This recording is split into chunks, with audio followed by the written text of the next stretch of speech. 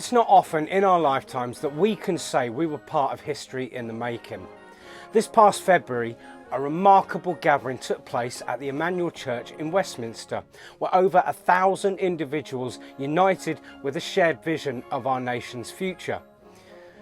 While some may feel uncertain about what's ahead, and others may point to Reform UK as their only hope, the truth is this: we need more than just a temporary fix. We need a movement that stands firm, unwavering in its commitment to our heritage and our roots. That's what Advance UK represents, a true grassroots movement that puts the power back into the hands of us, the people. At the conference, we witnessed an extraordinary display of passion and resolve from the guest speakers, members. They spoke with clarity and conviction, igniting a sense of purpose in all of us. But it was Ben Habib who truly stepped up, delivering a message that resonated with seismic power. Standing on that stage, he spoke with the gravitas of a Prime Minister, his words echoing with a clarity that left no doubt that this is no longer about if, but about when. I've never seen such a seismic shift as I did at this event. The passion, the emotion, the commitment, it was palpable. We saw a clear, defined vision for the future that was not just about policies, but about a movement, a revolution of thought and action. We were at a pivotal moment. The path we chose today will shape the world we leave for our children and family. Advance UK and its members are the ones who can bring about real change. Change that is not about recycled policies or politicians or half-hearted measures, but about a true commitment to our values and our nation. We stand on the brink of a new era, one where we will no longer hesitate, we will no longer compromise, but take bold, decisive steps forward.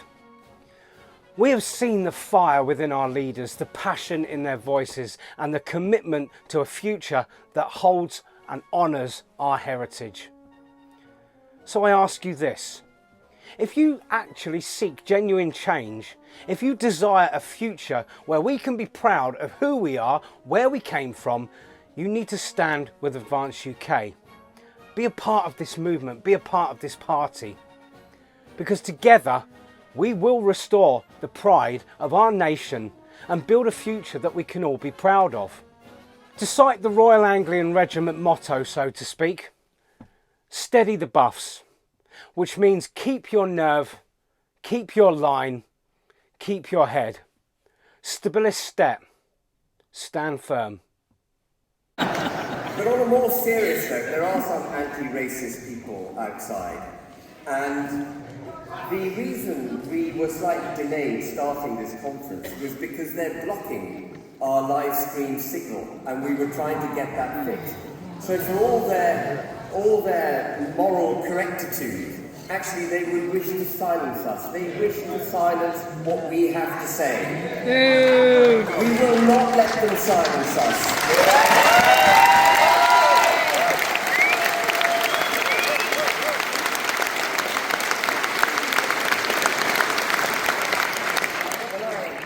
Indicated on the 30th of June 2025 that I was going to launch, I was considering launching a political party. I set two hurdles for the party. The first was that we would have to hit 30,000 members, and I thought that might be a get out of jail free card, that I wouldn't hit it and that I could retire back to my normal life and say, well, I gave it a shot, it didn't work. Within a couple of months we hit our target. And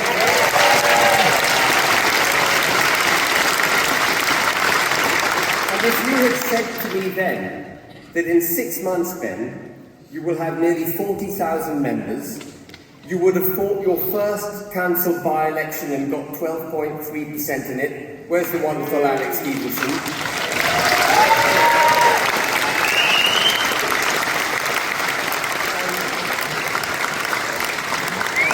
And if you, at the time of speaking on your first policy, you would have a candidate standing in a by-election that has got so riled up my erstwhile party that they've been denouncing him non-stop on X.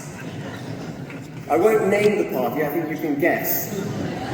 But for all the banging of drums that party does about freedom of speech, actually, it stands against it. It wishes to silence Nick Buckley.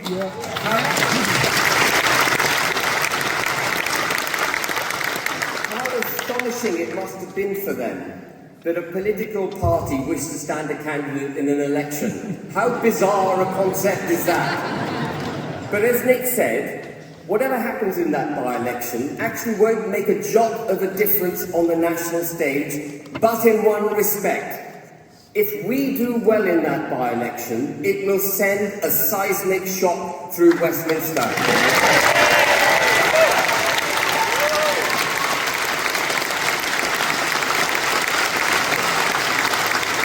So it was absolutely vital we stand.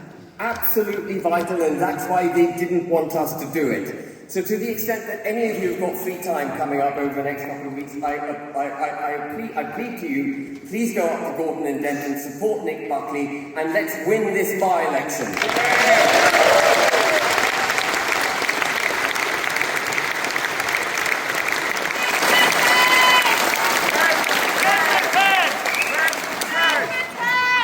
That is the risk of being a leader of a political party.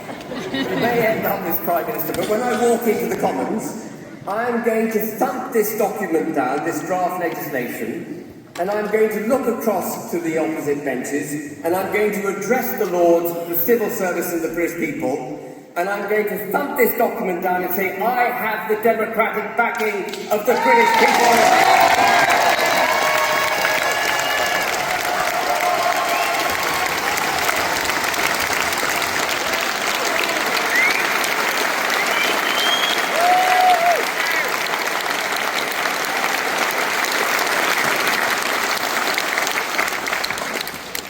We have one last chance to save this country. I think I can't remember who said it earlier, but it took 1,000 years to build this great country. It's taken 30 years to trash it. And we have to save it, and save it we will. Now, the first policy that we were going to draft was on immigration, because that is the thing that really exercises the people's mind. 80% of people in this country put immigration at the top of their concern list. But as we were drafting it, a couple of things happened. The first thing was that we realised, the group of people that were drafting it and myself, that actually there's something more fundamental that has to underpin not just our immigration policy, but all our policies. It is who we are. What are we as a country? Who are we? What do we wish to be? How do we wish to move forward? Unless you've established that principle, those sets of principles, you're at sea making other policies. You won't know how to make the other policies you need to make to save the United Kingdom if you can't first establish who we are. And I'm afraid, as much as Keir Starmer and the liberal globalist lunatics would like to categorise British culture as something of an inferior debate. They call it the culture wars. We're not going to entertain the culture wars. As much as they might wish to categorise it as that, actually British culture is what we're fighting for. The government, in its desire to set aside this nation, has defined cultural nationalism as far right. How many of you in this room were aware of that before I just told it to you? A few. The government of the United Kingdom has denounced British culture. If you look up far-right terrorism, you will find that it defines it as violence perpetrated in the pursuit of far-right ideologies, and one far-right ideology that it cites is cultural nationalism. Without a culture, we have no nation-state, and they would like to diminish our culture. Tell us that those of us who believe in it are far right, and at the same time, tell us that cultures coming from abroad should be celebrated, championed, have a protected quota. Never! We should take the lead to their cultures. Enough of that. They have traduced our culture to such an extent that actually when people are asked, well, what does it mean to be British? We're reduced to ridiculous platitudes such as, well, being nice, being tolerant. Well, it's a hell of a lot more muscular than that, I have to remind people.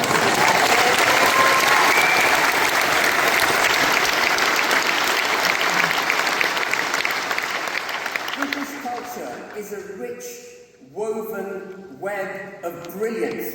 And I've highlighted a few points on the screen, as you can see. Morality, customs, behaviours, laws, art, music, architecture, a shared history, shared values, language. Why do they wish to denounce our national heroes? Because they want to cut our connection with our history, our common history. Why do they wish to decolonize the English language? Because if they can control language, they can denounce our culture. Why do they make laws like like bringing into a body of British law the European Convention of Human Rights, the Human Rights Act? Because they want to set aside what it means to be a British citizen. This is the effect of 30 years of government policy. Well, it has to stop now. We know what British culture is. So I'm pointing at the screen down there because I can see what you can see up there, down there. And all of you will recognise what those words mean, and they play into each other. Morality manifests itself in our art. Our history manifests itself in art, in music, our architecture, our great forefathers who built wonderful buildings and statues, who now we're told are racist and they need to come down. That is just a lie. It is an attack on our culture. Culture is the foundational building block. It is the glue that allows us to identify who we are. Someone asked me before I came in to speak to you, are you a bit nervous addressing 1,000 people in the Emmanuel Centre? And I thought about it for a second, and actually I wasn't nervous at all. And why wasn't I nervous? Because I knew I was coming to address a body of people who share my life vision.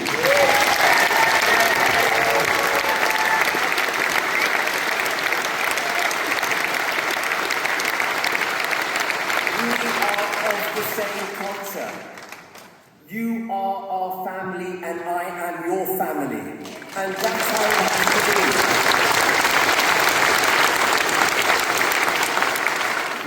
Nazi tyranny. But we set up the ECHR not because the United Kingdom needed to be policed, its human rights needed to be policed. Our human rights have existed for over 1,000 years. It was the Europeans who needed the European Convention of Human Rights because they just can't help tearing themselves apart. But that European Convention of Human Rights has now been put into such...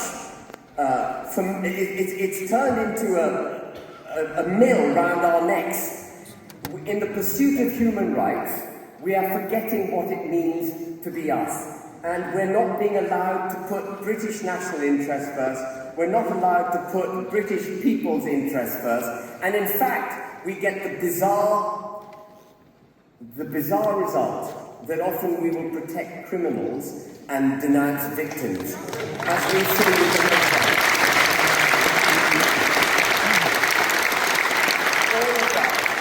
all of that comes from the European Convention of Human Rights as put into the body of British law through the Human Rights Act.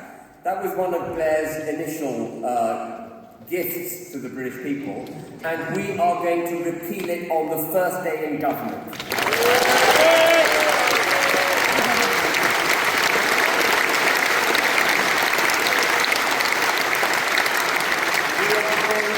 We are going to abolish the Equality Act. There's nothing about equality in the Equality Act.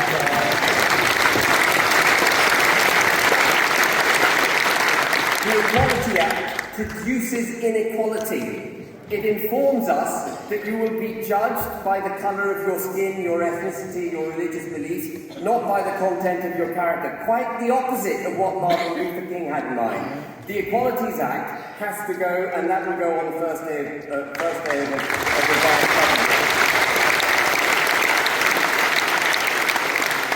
All hate speech laws will be abolished.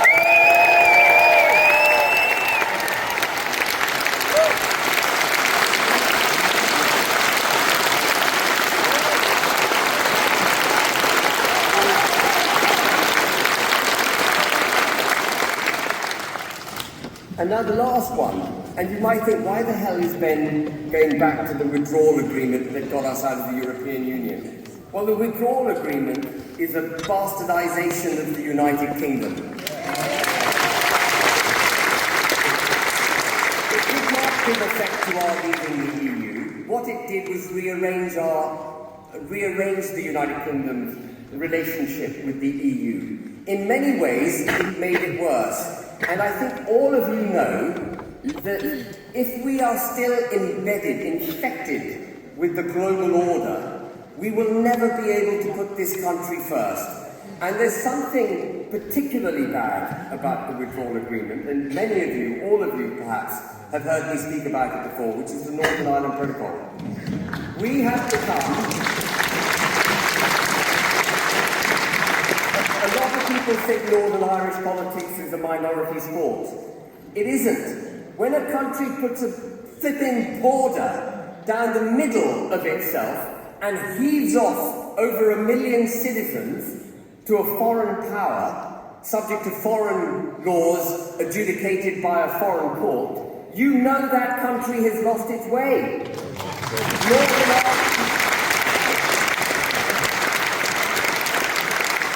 The Northern Ireland Protocol is not just about Northern Ireland. It is about us rediscovering who the hell we are. Are we going to stand by our British brethren, or are we going to throw them under a bus? I know what I'm going to do. And we are going to get rid of this order.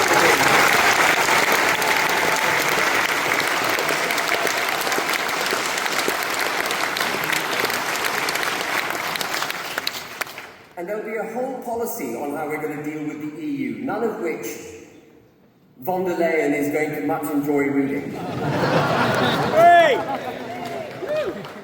Now, there's been a lot of talk of Christianity, and of course we are a tolerant country, but we must never forget that we're not just culturally a Christian country, we are constitutionally a Christian country. We must not forget that.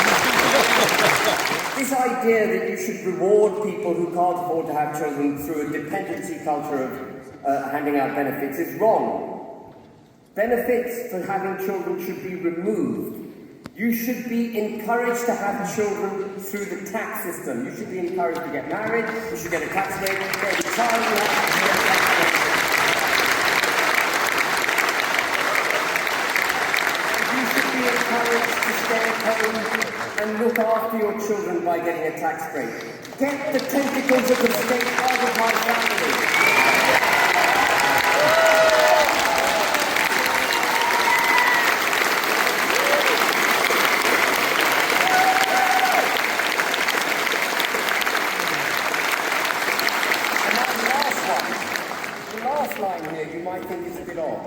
Why has he suddenly put in a tax policy under the family? Well, let me tell you, inheritance tax is an evil tax.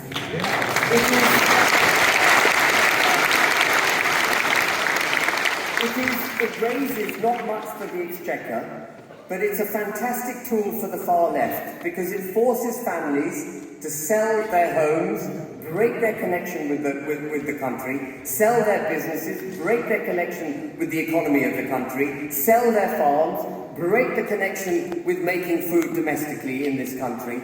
It is an attack on the connection between the British people, its heritage, our heritage, and the land. And that's what they want to do.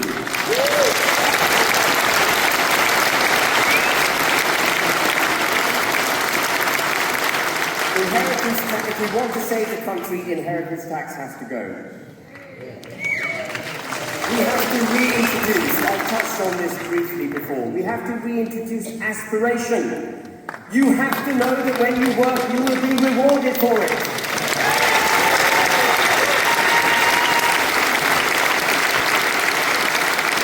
How can you go forward with confidence during the day if you think that every time you earn a pound, the government's going to reach into your back pocket and nick it, and then use that money actually to keep those people who refuse to work in the state that they're kept, and not to send the foreigners who come to this country.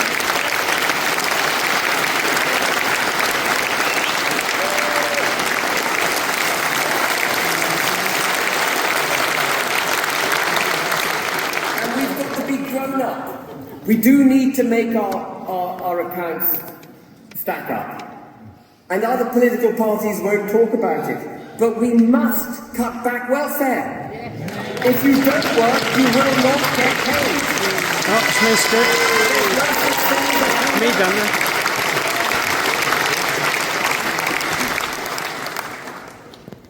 We're going to pursue British farming. I'm going to have to rush a bit, folks. We're going to pursue British farming. We're going to protect the countryside from new build housing. It's not necessary.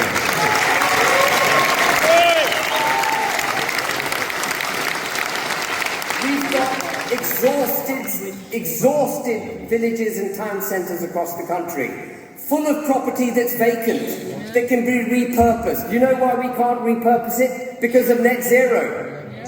We can't repurpose it because of net zero, so they go and build on the green countryside. It's lunatic.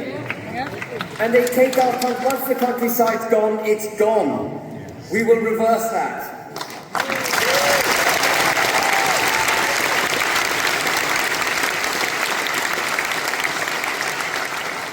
And we will prohibit the removal of farms from the fabric of British culture.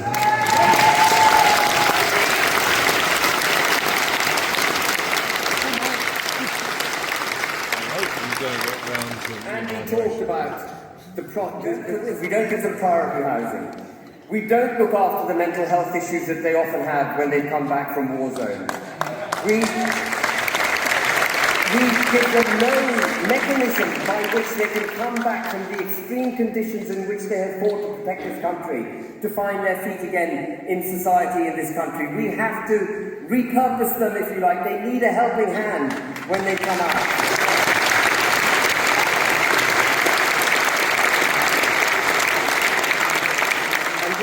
We will obviously get rid of any, I mean, I love the way Andy said it, you know, if we're going to put an officer or a member of the military on charge, well, then it has to go all the way up to blooming cabinet ministers. That would be that's a good one. I think that will be the end of the prosecution of any other. We're going to get rid of dual nationality. Either you're British or you're not.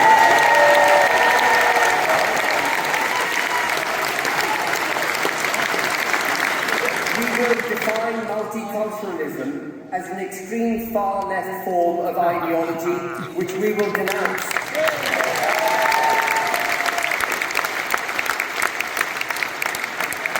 Even integration is not good enough. People have to be assimilated into British culture. There can be no foreign religious courts in the United Kingdom.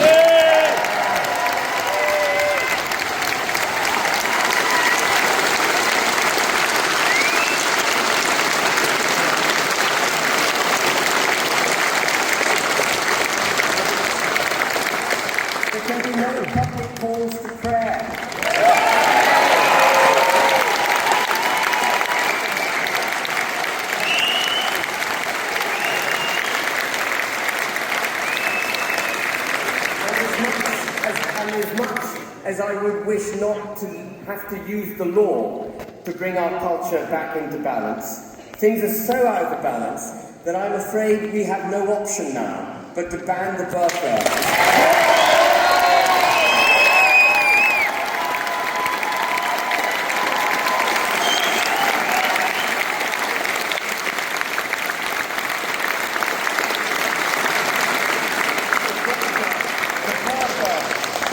The burqa and the niqab are the outward expression of the repression of women. How did we get there?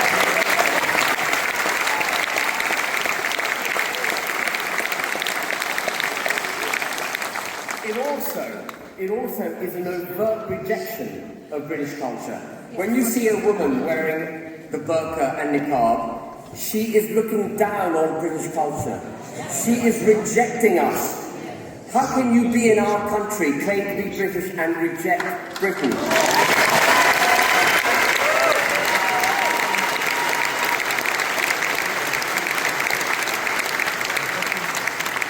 And finally, I mean, we shouldn't have to say this. Finally, we will ban first cousin marriage.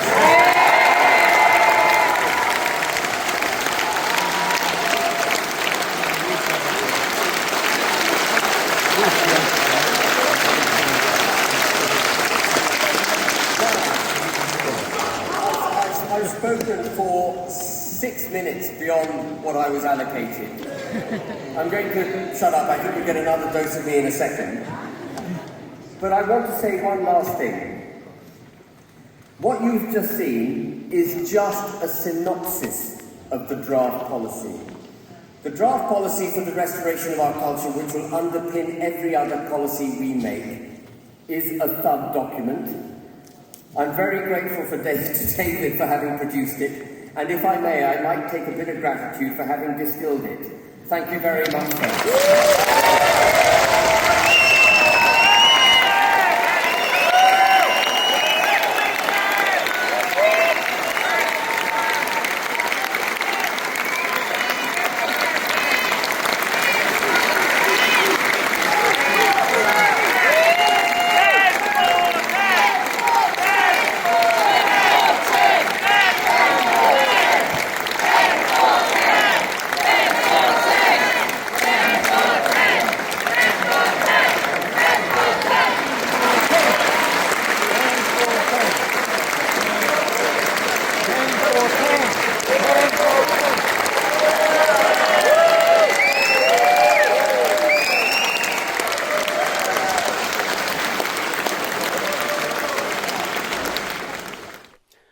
Lend me your ears and heed the words of those who dare to speak the truth in times of silence. This message is not merely a collection of voices, but a beacon of genuine change. Ben's words stand as a testament to courage that others fear to show. Words that Farage, for example, and those who are beholden to the funders would never dare to utter.